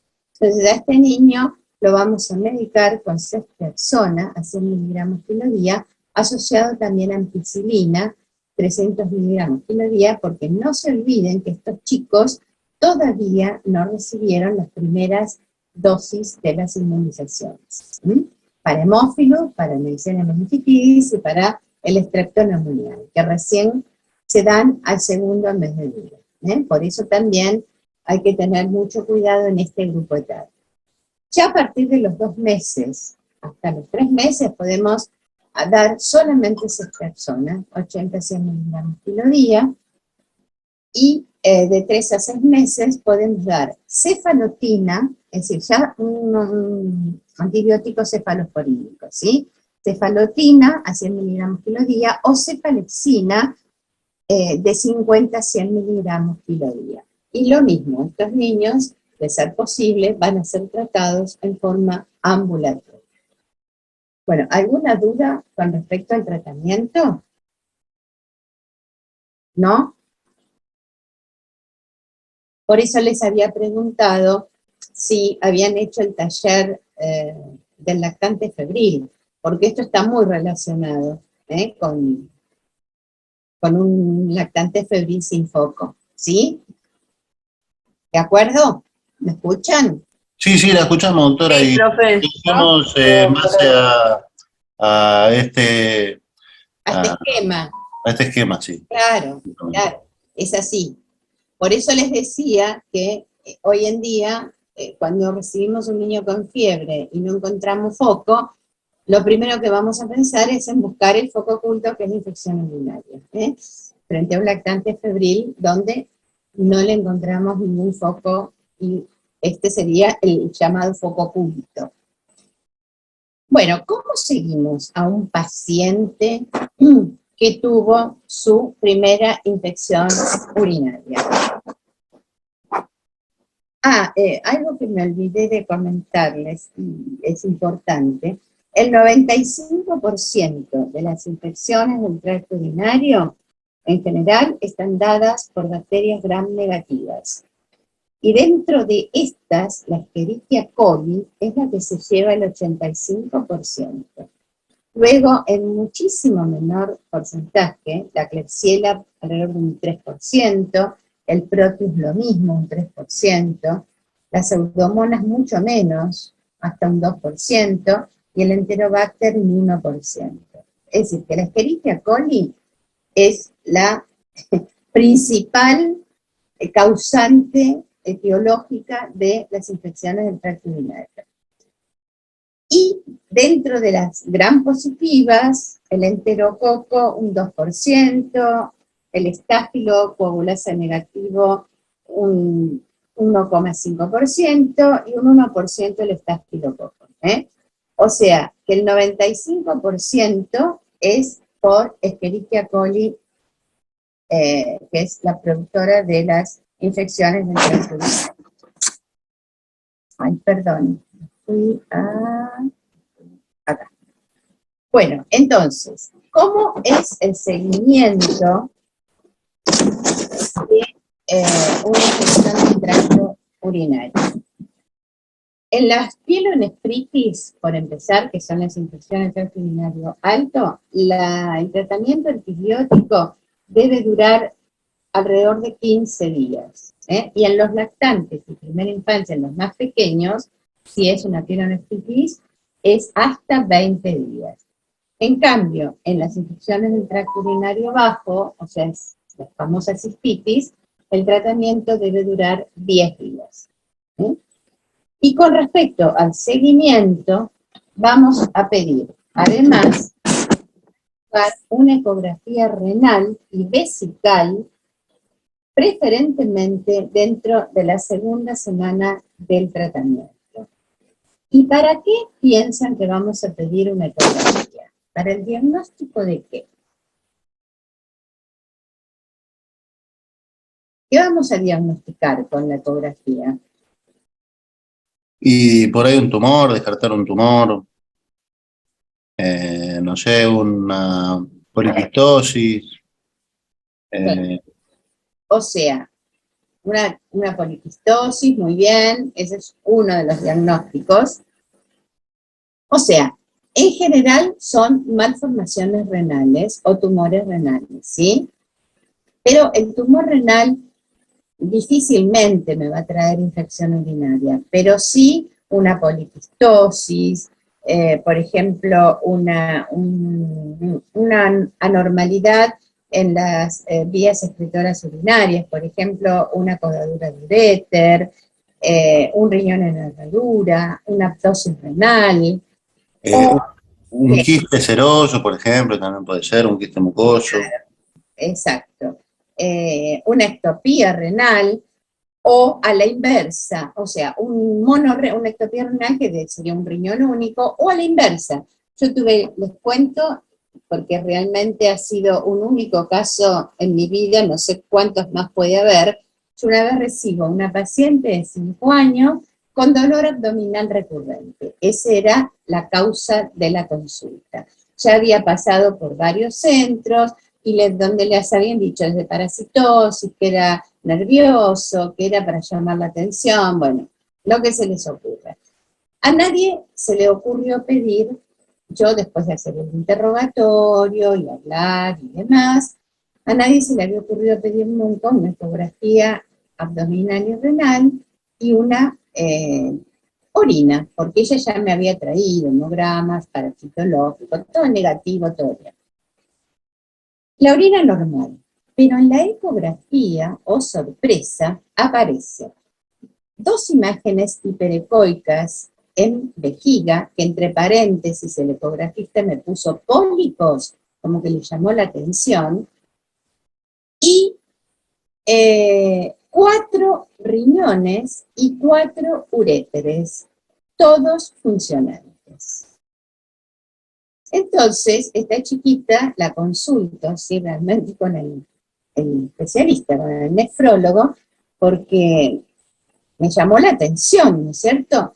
Y bueno, el nefrólogo le vuelven a hacer otros estudios y resultó ser que esta chiquita se operó a los 20 días en Nephrology, es un instituto de nefrología pediátrico, ahí cerca de Fernández, y le sacaron 24 cálculos.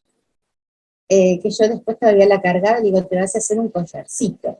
Bueno, esa era la causa de sus dolores abdominales recurrentes. Por suerte no volvió a hacer. Sí, después al mes más o menos se eliminó 2 calculitos más, pero los eliminó en forma espontánea, luego nunca más volvió a hacer litiasis. Llevó una dieta estricta durante un tiempo, muchos controles. Actualmente vive, la sigo viendo, ya tiene 17 años, y sigue con sus 4 riñones y sus 4 uréteres. Eso realmente fue un hallazgo, así, justamente por pedir una ecografía. Bueno, eso, y bueno, por supuesto vamos a evaluar también la parte vesical, ¿no es cierto? Si la ecografía renal es normal y pedimos un urocultivo intratratamiento que también nos da negativo y uno post-tratamiento cuyo resultado también es negativo, la Academia Americana de Pediatría ya en el año 2011 determinó que se declara ahí curada la infección del tracto urinario y no se solicitan más estudios. Porque antiguamente a todo paciente, ante la primera infección del tracto urinario, se le pedía sistemáticamente una cisturetrografía. Lo que pasa que es un estudio mucho más invasivo, se hace a través de una sonda con una sustancia de contraste, como ustedes saben, y muchas veces era innecesario someter al paciente a este estudio, la mayoría de las veces.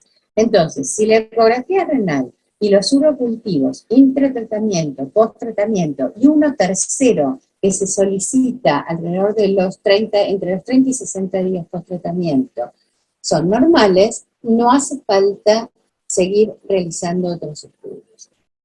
Caso contrario, cuando la paciente tiene infecciones urinarias recurrentes, o que curada la infección urinaria, o digamos a los pocos días vuelve a remitir, en ese caso sí vamos a pedir los estudios específicos como es la cisturetrografía. Para lo cual debemos tener un urocultivo previo, 5 días previos a realizar el estudio, que sea negativo. Justamente por lo que habíamos hablado anteriormente, que al introducir el catéter podemos colonizar la vía urinaria alta que todavía está interna, y provocar una infección, una pielonefritis. ¿Y para qué pediríamos la cisturetrografía? Para descartar qué anomalías específicamente. ¿Alguno sabe? La ecografía, ya dijimos para qué era. La cisturetro,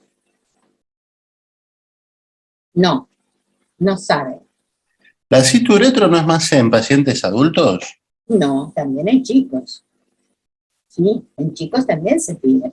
Miren, yo tuve el caso de una chiquita que tenía aparentemente una infección baja, ¿sí? Porque empezó con fiebre, disuria, polaquiuria, iba al jardín y la maestra ya le había hecho notar a la mamá que a cada ratito tenía que ir al baño. La mamá también lo había notado en la casa, después empezó con fiebre, bueno, infección del tracto urinario. Urocultivo, Escherichia coli, como les dije, la más frecuente, la traté con cefalexina, 10 días, urocultivo y tratamiento negativo, el post-tratamiento negativo, pero a los 10 días vuelve a ser infección urinaria. Vuelvo a pedir otra vez el urocultivo y viene un Proteus mirabilis. Hacemos tratamiento con nitrofurantoína, para lo cual era sensible, todo lo mismo, el urocultivo post-tratamiento negativo, ecografía normal, y bueno, a los, pónganle 20 días, otra infección del tracto urinario. Entonces acá había que hacer una cisturetrografía, porque la ecografía me había dado normal, es decir, a nivel renal, aparentemente no había malformaciones. Entonces, ¿para qué pedí la cisturetro? Para descartar un diagnóstico que es el reflujo vésico ureteral, ¿sí? Eso es lo que va a descartar la cisturetro, y se pide en los chicos, se pide incluso en chicos más pequeños también se puede hacer. Lo que pasa que ya les dije, es invasiva, es a través de catéter con sustancia de contraste, y bueno, se pide cuando realmente es necesario. Porque nosotros en Uro, o sea, los doctores hacían mucho la cituroscopía, pero para descartar más que nada algo prostático, digamos. Claro, pero ese es el adulto, el chico eso no, ahí está. En el niño o en la edad pediátrica es para descartar Y acá estamos hablando en general hasta primera infancia, segunda infancia. Ya los chicos más grandes, adolescentes, estos ya no, generalmente no hace falta. Y acá lo que vamos a descartar específicamente es el reflujo vésico-ureteral. Y les digo, hay 5 grados de reflujo. Por un lado tenemos el activo, el reflujo vésico-ureteral activo, que es cuando se inyecta la sustancia de contraste y el niño produce la micción espontánea, vemos hasta qué nivel sube la sustancia de contraste en el ureter. Y el otro es el pasivo, que es el que directamente se va observando con la introducción de la sustancia de contraste. Y hay 5 grados de reflujo vésico-ureteral. El grado 1 es cuando llega a tomar hasta la mitad del uréter inferior. El grado 2 es cuando toma todo el uréter y ya llega a la pelvis renal. El grado 3 es cuando llega a la pelvis y cálices renales con dilatación pielocalicial. El grado 4 es cuando toma todo el uréter y ya hay deformación de las papilas renales. Y el grado 5 es cuando ya no solo afecta todo lo que es la pelvis renal, los cálices, sino también hay mega uréter. En general, ya el grado 4 y 5 hay que derivarlo al nefrólogo. Yo tuve un solo caso de un chiquito con reflujo vésico-ureteral grado 5, que lo empezó a tratar el nefrólogo, y cuando le dijo que había que operarlo, donde se le hace el implante vésico-ureteral, la mamá huyó porque no quiso operarlo. Y no supimos durante un tiempo nada de él, hasta que volvió a los, no me acuerdo si fue a los 6 meses, 7 meses, esto hace mucho tiempo, pero se los cuento porque son casos clínicos, y él, cuando se lo empieza a estudiar nuevamente, el reflujo había bajado notablemente, prácticamente era un reflujo grado 1 ya. Es raro que pase esto, porque cuando ya hay deformación de todas las papilas renales, digamos, dilatación pielocalicial y el megauréter, es muy difícil que retrograde. Pero bueno, fue el único caso en toda mi historia que tuvo la mamá no lo operó por miedo, por temor, y por suerte retrogradó, porque si no hay que hacer implante vésico-ureteral. Por eso ya no es incumbencia pediátrica, ¿de acuerdo? Bueno, y luego lo que tenemos que hacer sí en estos casos es el centellograma renal, la centellografía, porque es la que realmente nos va a dar el compromiso o el grado de alteración de la función de uno o de los 2 riñones. ¿En qué porcentual está afectado la función de ese riñón? ¿Sí? Y es buscar cicatrices pielonefríticas, y debemos realizarla en todo paciente que presente reflujo vésico-ureteral para definir justamente la infección urinaria alta, o sea, la pielonefritis, y el grado de afectación renal. Entonces, para definir los criterios de curación son cuando tenemos una ecografía normal, renal normal y vesical normal, y cuando tenemos 3 urocultivos negativos.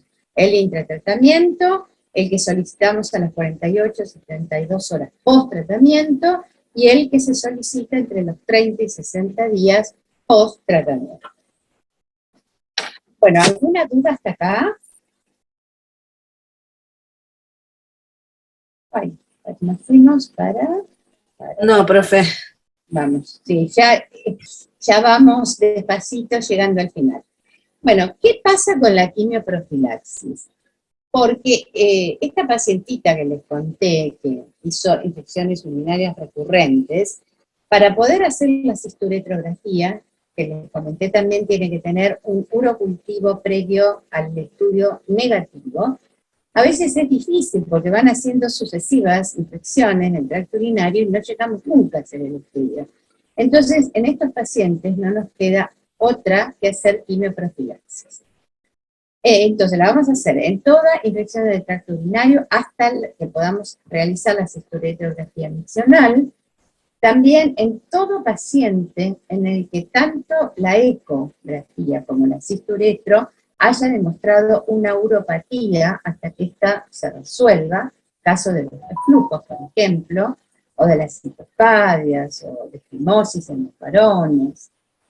Y en las infecciones del tracto urinario recurrentes, que son cuando tienen 3 o más episodios en 6 meses, o en un periodo de 4 a 6 meses.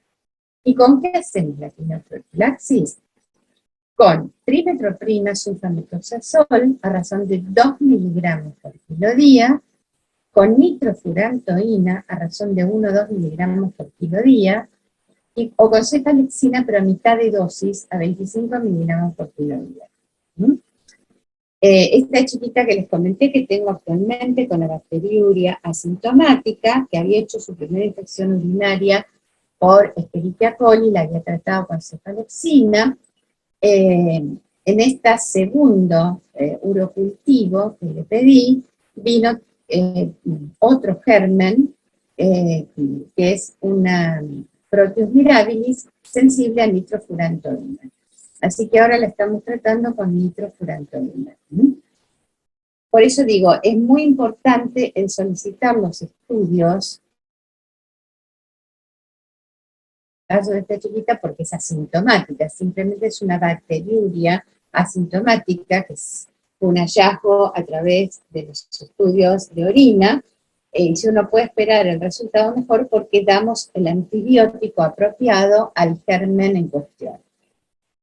Entonces, resumiendo, infección urinaria, el diagnóstico lo obtenemos a partir del cultivo de la orina, que es el gold estándar para hacer el diagnóstico, el cultivo de orina y no otro, a través, según los casos, de punción suprapúbica, cateterización ureteral, ya dijimos en qué casos únicamente, y que la técnica de elección era la recolección del chorro medio. No usamos tampoco colectores de orina, las famosas bolsitas colectoras, porque esas son las que vienen con un adhesivo y se pegan, digamos, afuera de los labios mayores en la niña, y tomando bien el pene en el varón, pero no sirven porque generalmente se contaminan, o se pierde, cuando se saca la bolsita, se pierde la mitad del contenido, es decir, son muy incómodas. Es decir, la técnica de elección es el chorro medio. Y el análisis, por supuesto, de sedimento urinario, que es en pocas horas es el que tenemos el resultado. ¿Qué patologías predisponen a la infección urinaria? Bueno, la ausencia de circuncisión muchas veces en el varón, cuando hay fimosis verdaderas o adherencias, que son las que, digamos, de alguna manera predisponen a la éstasis de la orina, malformaciones de la vía, o congénitas de la vía urinaria, como son las citopadias, el caso de los reflujos vesicoureterales, que ya dijimos los 5 grados, la presencia de catéteres urinarios, sobre todo en los chicos con trastornos neurológicos, vejigas neurogénicas, y en el caso de el inicio de la actividad sexual. Y a ver, ¿en qué casos y a quién hacemos profilaxis en infección urinaria? Bueno, todos los niños con reflujo, cualquier tipo de reflujo que tengan, desde el 1 hasta el 5, anomalías anatómicas que predisponen a la éstasis de orina, alteraciones funcionales del tracto urinario, el diagnóstico antenatal de una malformación urológica. Ahora, cuando se realizan las ecografías en los últimos meses de la edad gestacional, muchas veces se detectan ya a través de la madre malformaciones del tracto urinario, muchas veces severas, y eso nosotros ya recibimos este paciente recién nacido, entonces muchas veces debemos hacer profilaxis hasta que se hacen los estudios pertinentes y el tratamiento que corresponda. También en las infecciones urinarias recurrentes, que tengan tracto urinario normal, o en la primera infección del tracto urinario hasta que se evalúa la vía urinaria. ¿Y para qué hacemos la profilaxis? Justamente para evitar nuevos episodios de infecciones urinarias, como el caso de la paciente que les conté, en aquellos que tienen patología predisponente, que de no ser diagnosticada eficientemente y tratada adecuadamente, puede producir pielonefritis y daño renal, que nos llevaría ya a la hipertensión arterial y, por supuesto, si avanza, a la insuficiencia renal crónica, y que ya dijimos cuáles son todos los inconvenientes de llegar a esta etapa. Pero también nos preguntamos, ¿es eficaz la profilaxis antimicrobiana? ¿Es efectiva para prevenir las recurrencias, el daño renal, evitar, digamos, trastornos en el funcionamiento renal, y identificar cuáles son los grupos de riesgo que se van a beneficiar con las mismas? Y bueno, hay muchas controversias, les digo, con respecto a esto. Se han hecho muchos estudios, yo les traje rapidito algunos para que vean que todavía este tema no está resuelto. Porque anteriormente, a todo niño que tenía su primera infección del tracto urinario, se hacía profilaxis sí o sí, sin pensarlo. Y ya luego la Academia Americana de Pediatría, así como definió que no se hacía más historiografía y citografía en aquellos niños con ecografía renal normal y de cultivos negativos, también dijo que, expresó que no se hacía más profilaxis así a toda primera infección del tracto urinario. Entonces, hay que hacer estudios realmente que lo aseveren. Este, por ejemplo, es un estudio que determinó si la profilaxis antibiótica reducía la frecuencia y la severidad o prevenía el daño renal en niños que presentaban pielonefritis aguda. Y la profilaxis antibiótica en niños que tenían reflujo grado 1 a 3 no disminuyó la incidencia final de la recurrencia, ya sea de infecciones urinarias o de hacer infecciones altas con daño renal. Y hicieron el seguimiento de 2 cohortes durante un año. Uno que hizo profilaxis antibiótica y otra que no hizo frente a estos anomalías anatómicas. Y vieron que realmente no hubo diferencias significativas en las dos cohortes, tanto en el que recibió la profilaxis como el que no la recibió. Para este grupo de estos autores, la profilaxis no es efectiva para evitar el daño renal. Acá hay otro estudio que prácticamente las conclusiones fueron las mismas, eran niños menores de 30 meses, con reflujo grados 2 a 4, y también concluyeron que la profilaxis es inefectiva para no solo reducir la recurrencia de la pielonefritis, sino también el daño renal en este grupo etario. Por lo tanto, se necesita realizar más estudios para comprender cuáles son los riesgos y los beneficios de la profilaxis antimicrobiana, sobre todo comparando niños que reciban profilaxis versus aquellos que no la reciben con seguimiento estrecho. Bueno, terminamos, chicos, hoy más en horario, así que no sé si quieren preguntar algo, si quedó alguna duda. Hay muchas dudas todavía, esta es una de ellas, ¿sí? Con respecto a infección urinaria. Y les digo que es un diagnóstico muy, muy frecuente en pediatría, sobre todo en lactantes y primera infancia. Es muy frecuente, y ya les digo que pasó a ser la primera causa, como habrán visto ustedes en el taller de niño febril, o de lactante febril, la primera causa que determina una infección sin foco.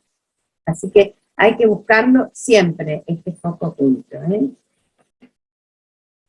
Bueno, ¿alguna duda? ¿Preguntas? ¿no? No, profe. Bueno, terminamos. Bueno, gracias. Bueno, Gracias, doctora. tengan una buena tarde. Chau, chau.